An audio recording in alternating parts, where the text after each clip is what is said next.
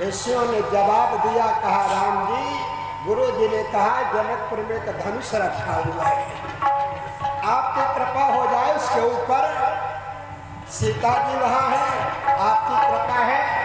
भैया सुना राम जी प्रसन्न हो गए, चलो देखेंगे हम भी यज्ञ कैसा होता है धनुष।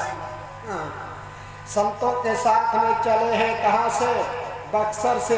अब हो सकता है यही आपके गाँव से होकर निकले हों, आगे है यही कहीं से गए होंगे ना। आगे आगे विश्वामित्र जी, पीछे पीछे राम जी, और थोड़ा दूर आगे चले हैं जनकपुर की तरफ बक्सर से। तो थोड़ा दूर आगे बढ़ के राम जी ने एक बड़ा सुंदर आश्रम देखा है, और उस आश्रम को जब राम जी ने देखा तो बड़ा विचित्र आश्रम था, देखने में बहुत सुहायमान लग रहा था। आश्रम कैसा था? गौर करें, आश्रम एक देखी मगमाए,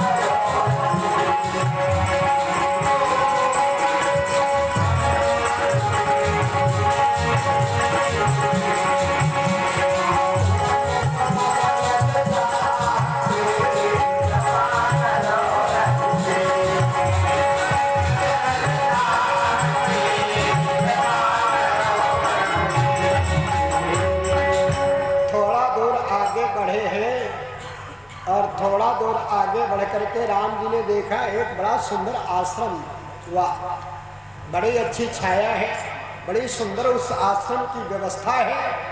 लेकिन वहाँ पर विशेष बात तो ये है, ना कोई जीव है, ना कोई जंतु है, ना कोई पशु है, ना कोई पक्षी है, बिल्कुल सुनसान है। आश्रम के यत्र तत्र सारे लोग दिख रहे हैं, जीव जंतु पशु पक्षी, लेकिन आश्रम में कोई नहीं है। और दरवाजे पर देखा है तो जैसे ये मूर्तियां खड़ी है ना, ऐसी तरह से एक मूर्ति दरवाजे पर खड़ी थी। राम जी ने पूछा गुरु जी से, गुरु जी ये आश्रम किस देवता का है, ये मूर्ति किस देवता की है? तो गुरु जी ने सारी कथा बताई और कहा राम जी ये देवता नहीं है। बोले फिर? कहा ये देवी है, देवी। कौन सी देवी है? तो गुरु जी कहने लगे अगर इस देवी का तुम इतिहास जानना चाहते हो तो थोड़ा देर यहाँ बैठो, विश्राम करो। भैया संतों के साथ में राम जी वहीं पर विश्राम करने लग जाते, रुक जाते हैं। गुरु जी बैठ गए, संत लोग बैठे हुए हैं, राम जी बैठे हुए हैं। अब गुरु जी कथा सुनाने लगे उस आश्रम की और कहने लगे राम, ये जो आश्रम देख रहे हो ये कोई साधारण आश्रम नहीं था, ये बहुत बड़े संत का एक आश्रम है। बोले कौन? कहा वरुण सुवन, ये वरुण देव के पुत्र गौतम जी का आश्रम है। हाँ, बोले गौतम का आश्रम है। अरे ये नारी जो देखते हो ये उनकी धर्म पत्नी है। बोल दिए कि वरुण सुवन और गौतम के नारी और यह है सतानंद जहाँ हम आप चल रहे हैं ना, राजा जनक जी के कुल पुरोहित सतानंद जी की माँ है, गौतम जी की धर्म पत्नी है, वरुण जी की पुत्र वधू है। राम जी बोले जिसका पति इतना महान, पुत्र इतना विद्वान, गुरु जी वो नारी इस हालत में, इस दशा में रहुआ कारण। तो गुरु जी कहने लगे राम जी इस बेचारी के साथ में धोखा हो गया और धोखा खा गई। धोखा कैसा? देखो धोखा बड़ा खतरनाक है और धोखा कभी कभी ऐसा धोखा हो जाता है कि कुछ समझ में नहीं आता है। धोखा हाँ, कहीं कहीं ऐसा होता है कोई तुम्हारे दरवाजे अगर आ जाए तो आप बहुत खुश हो जाते हैं। कभी कभी ऐसा होता है कोई दरवाजे पर आ जाता है तो ये लगता है यार कितनी जल्दी है यहाँ से भाग जाए। ये धोखा। एक बार एक भैया के यहाँ एक मेहमान पहुंच गया और यही दशा हुई। पति तो खुश हो गया, पत्नी सोचे लगी हाँ वापस आ गया है ना, भोजन बनाना खिलाना उसको पड़ता था।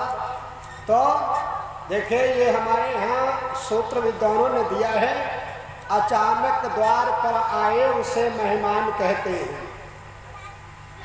जो हमारे दरवाजे पर अचानक आ जाए वही पक्का मेहमान है,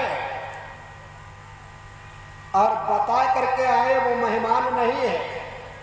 अचानक द्वार पर आए उसे मेहमान कहते हैं।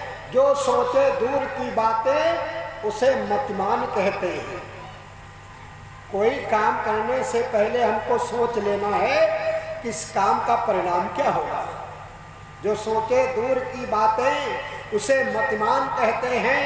अचानक द्वार पर आए उसे मेहमान कहते हैं। और दबा दे जो जहाजों को उसे तूफान कहते हैं। और तूफानों से जो टकराए उसे इंसान कहते हैं। भैया मेहमान आ गया, अब पति तो खुश हो गया, पत्नी के पास अरे चाय पानी कुछ, अरे हटो वैसे तुम हूँ गलबू कहाँ यहाँ लेके आएगी भैया। अब भोजन भी बनाना है कि हमरे बस की बात ना, हम न बना पाए। फिर मेहमान जी आए हैं, होगा क्या? धोखा। अब मेहमान जी आए हैं तो मेहमान का होगा क्या?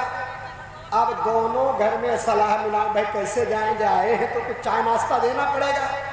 और वो बाहर बैठे, घर में से थोड़ी सुनाई भी पड़ रहा है।